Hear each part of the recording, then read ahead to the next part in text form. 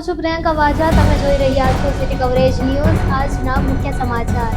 Junagadh Mendarda bypass road પર રાત્રિના સમયે એક સાથે 8 એશિયાટિક સિંહોનો ઝુંડ રસ્તા પર ફરતો જોવા મળ્યો હતો, જેનો વિડીયો સોશિયલ મીડિયા પર વાયરલ થયો છે.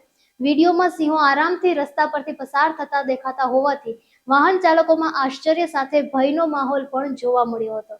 ગીર નજીકના વિસ્તારોમાં વન્યજીવોની આવી હલચલ સામાન્ય હોવા છતાં બાયપાસ રોડ પર આટલી મોટી સંખ્યામાં સિંહો દેખાવાની ઘટના ચર્ચાનો વિષય બની છે. ગુજરાત રાજ્યમાં મુસાફર સંતોષના નવા માપદંડ સ્થાપિત કરતા જૂનાગઢ એસટી વિભાગે બસો અને બસ સ્ટેશનો પર લગાવવામાં આવેલા QR કોડ મારફતે સમગ્ર રાજ્યમાં સૌથી વધુ 74,332 મુસાફર ફીડબેક પ્રાપ્ત કર્યા છે.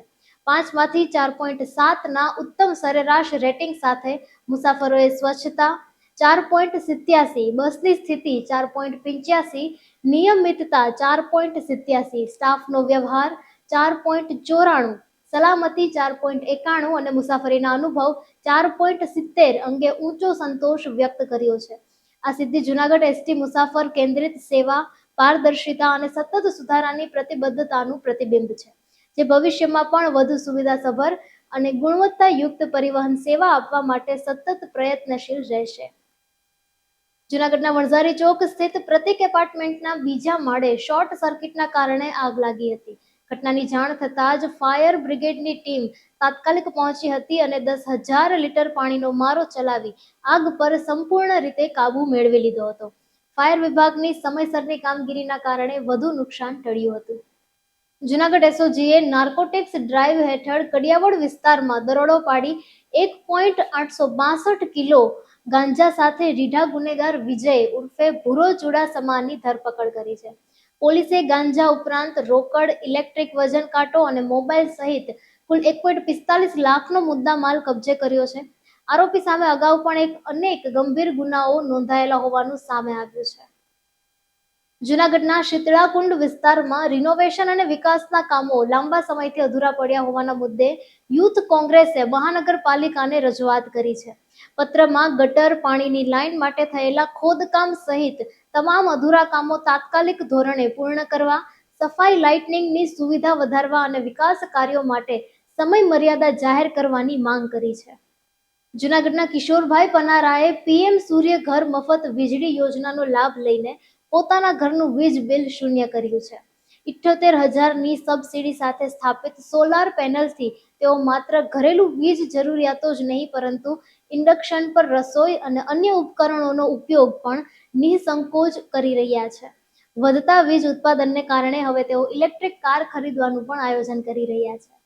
ગુજરાત સરકાર વહીવટી અધિકારી વર્ગ 1 અને વર્ગ 2ની સીધી ભરતી માટેના નિયમોમાં મોટો ફેરફાર કરવાની તૈયારીમાં છે. નવા પ્રસ્તાવ મુજબ અત્યાર સુધી જરૂરી રહેલો 5 વર્ષ વર્ગ 1 અને 3 વર્ષ વર્ગ 2નો વહીવટી અનુભવ દૂર કરવામાં આવી શકે છે, જેના કારણે હવે કોઈ પણ પ્રવાહનો સ્નાતક ઉમેદવાર સ્પર્ધાત્મક પરીક્ષામાં સીધો ભાગ લઈ શકશે. આ નિર્ણયથી સરકારી નોકરીની તૈયારી કરતા લાખો યુવાનોને મોટી રાહત મળશે અને વધુ ઉમેદવારો માટે તકો ખુલશે. જૂનાગઢ મહાનગરપાલિકાએ પૂર્વ મંજૂરી વગર જાહેરાત પ્રવૃત્તિ કરવા બદલ રિલાયન્સ ડિજિટલ પર ₹10,000 અને કાંતિ ફાઉન્ડેશન પર ₹5,100નો દંડ વસૂલ કર્યો છે. બંને સંસ્થાઓ દ્વારા અનુક્રમે છોટા હાથી વાહનથી જાહેરાત અને પોસ્ટર સ્ટીકર્સ લગાવવામાં આવ્યા હતા. મનપાએ દંડ સાથે ભવિષ્યમાં નિયમોનું પાલન કરવાની બાહેંધરી પણ લેવામાં આવી છે. ગુજરાત સરકાર પ્રાથમિક અને માધ્યમિક શાળાઓમાં ઝીરો ડ્રોપઆઉટ રેટ હાંસલ કરવા માટે AI આધારિત અર્લી વોર્નિંગ સિસ્ટમ EWS અને ચાઇલ્ડ ટ્રેકિંગ સિસ્ટમ CTSનો ઉપયોગ કરી રહી છે.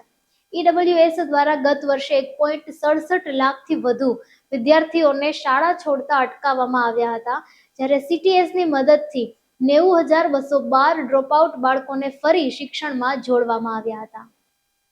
સિટી કવરેજ ન્યૂઝના ડેઇલી અપડેટ માટે અમારી ચેનલને લાઇક કરો, શેર કરો અને સબસ્ક્રાઇબ કરો. આવતીકાલે ફરી મળીશું નવા સમાચારો સાથે. City coverage news Junagadh.